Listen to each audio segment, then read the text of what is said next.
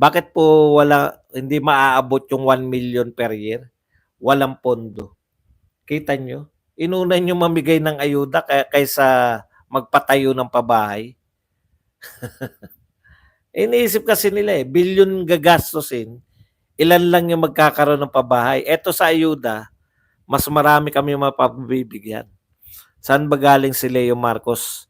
Ba talaga siya? Hindi po natin pakikialaman yan. Tanong nyo na lang po kay Leo Marcos. Mas ba't sang-ayon ka sa death penalty? Sang-ayon po ba ako? Personally, kung ako ba isang ayon sa death penalty, hindi.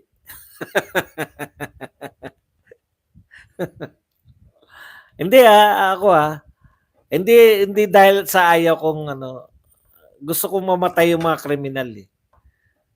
Kaya lang sa etong justice system natin, napalaya nga si Dilima, di ba? Alam niyo ibig ko sabihin? Hindi tayo sigurado na yung kumbaga yung okay ako riyan sa parusang kamatayan, para mapigilan yung mga kriminal. Kaya lang how sure tayo na yung mga mahihirap may kakayahan silang ipagtanggol yung sarili nila para hindi sila madiin. 'Di ba? Baka mangyari, paano yung mga mahihirap yung i-death penalty? Kung ma-assure natin na pati mayayaman mabibitay. Napakabigat na nun. Narinig natin yung usap kay Dilima Napawalang sala Si Bohong Navarro napawalang sala. Hindi ko sinasabing fault 'yon ng yung mga judge o mga justices. Yung yung kawalan ng kakayahan ng mahihirap na kumuha ng magaling na abogado. Ang laki pong nun ang laki po sa akin na nun. Hindi ko kayang maatim na yung mga mahirap mabibitay tapos yung mayayaman, bihirang mabibitay yung mayayaman dahil sa magaling lang na abogado. Sir Badong, pero sa nanlaban, pabor ka?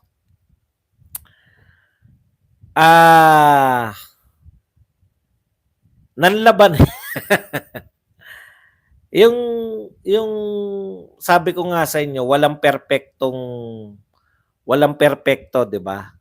Walang perpekto na pagpapatupad ng batas. Walang pero ano yung common goods? Pag war kasi, 'di ba?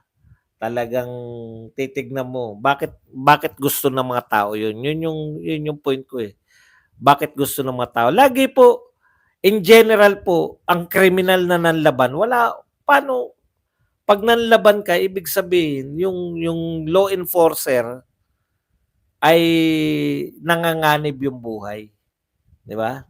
Kaya dapat talaga, kaya nga sila may baril Kasi kung ayaw natin na mamatay yung mga nanlaban, bakit pa natin bibigyan ng baril yung mga pulis natin? Di papapatay na lang natin sa mga kriminal, di ba? Hindi naman ganun Yung sinasabi mo ng laban, yung totoo ng laban. Grabe ang panggigipit na ginawa ni Bangag sa syudad namin, Sir Bads. Tapos sinabayan pa ng pagsibak na parang kahoy sa mga pulis dito sa Davao, Lamnadis. Ako, yun nakikita ko may kaugnayan pa rin niya kay Kibuloy. Sinapahiya sila Hindi nila nahuli. Siguro sinisisi nila yung mga pulis. Kung baguhin natin yung mga pulis. Di ba? Mga hindi na taga Davao yung mga leader ng mga pulis. Mahirapang makontrol ng mga taga Davao. Alam mo naman yung iniisip ng mga yan. Sa war merong collateral damage kaya nga war. Hindi, ang tanong niya naman hindi naman collateral damage. Ang tanong niya yung nanlaban Nanlaban ba? Siyempre nanlaban yun Pag nanlaban ka, delikado na yung law enforcer. Bakit hindi ka pwede? Yun ngang anak ni Boying nakalusot. Tama ka, Boss Bad. Sa klase ng patakbo ng DOJ, kawawa mahirap kung may death penalty. Death penalty, okay yan kasi yung totoong kriminal, mape-prevent mo na siya na maghasik. Yeah? Pero, halimbawa ako, mahirap ako. Pinalabas ng mga hinayupak na yan na ako ay manyak, na ako ay mangkanor. Halimbawa, napag-initan ako. Wala akong pambayad ng abogado. May tinoyong nagreklamo sa akin. Di ba? Nakukuha nyo. Dahil wala akong abogado. Puta, bitayin na yan. Manyak pala yan. Alam niyo yun? Lugi. Yung mga totoong rapist. Dami nang nagsasabi na rapist. Pero napapawalang sala. Sila pa may yung makukulong pa yung, alam niyo yung biktima ka na, nakulong ka pa, yun yung pinakamasakit eh. Yung mga congressman, grabe. Yung mga pulis, si Abante, tanong sa pulis, ikaw, ilan napatay mo?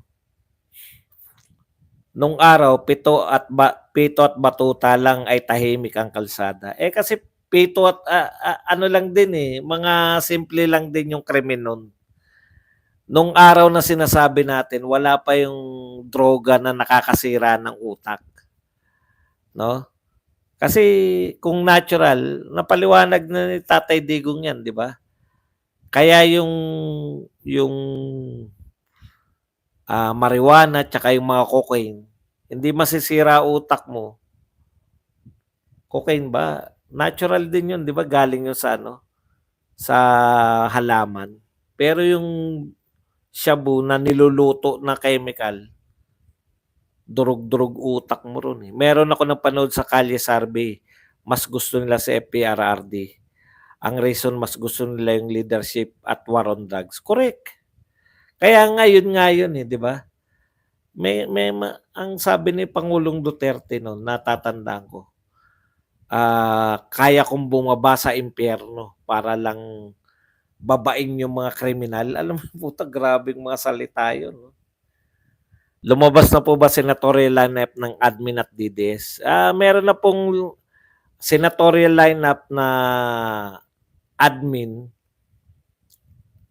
Pero yung sa Duterte, more or less, kilala natin. Pero, siyempre, hintay lang tayo. Sana tumakbo talaga yung Dutertes. Pero yung sa admin po, ito po yung mga, sana wag na natin tong iboto dahil namili na sila eh, no? Ramon Bong Revilla, Erwin Tulfo, Benhur Albarlos, Francis Tol, Lentino, Vicente Soto, Manny Pacquiao, Lito Lapid, Ping Lacson, Camille Villar, Aimee Marcos at Pia Cayetano. Pag si Ontiveros ang mag-imbestiga sa iyo, siguradong bitay. Kasi lugi ka talaga eh. Lugi talaga yung yung mga mahirap. Una, wala kasing pang eh. Meron namang libreng yung mga pau, 'di ba? Meron naman. Kaya lang syempre baka pati pamasahe. Alam niyo yun? Pati pamasahe wala eh. Sir Bad, totoo po ba ang balita na gagawin daw po ng GOB ng pigilan ng eleksyon sa 2025? Pagsasabay na daw po ang 2020. Hindi po pwede yun. Nakalagay po sa Constitution yun. So, mas mataas po ang Constitution kaysa sa lahat. Kung gusto nilang i-delay yung election ng 2025, gagawa sila ng batas na babaguhin nila yan, tapos papa-election uli sila para aprobahan yung batas. Alam niyo yun? Yung tsa-tsa. Magtsa-tsa muna sila. Hindi po nila pwedeng galawin yun. Kaya nga gustong-gusto nila mag-tsa-tsa, di ba? And na-realize nila na ang daming tao nang ayaw ng tsa-tsa eh. Boss Baz, tanong ko lang, may plano ka bang pumasok sa politika? kahit sa mga barangay kagawad election, wala po. Wala po akong plano. Mahirap po manalo sa barangay. Akala nyo lang dali lang panalo sa barangay, 'di ba? Dapat kung magbabarangay ka, talagang kilala ka na pinakamayaman do'n o kaya kilala ka do'n sa leader talaga. Eh, hindi naman po, narito lang ako lagi sa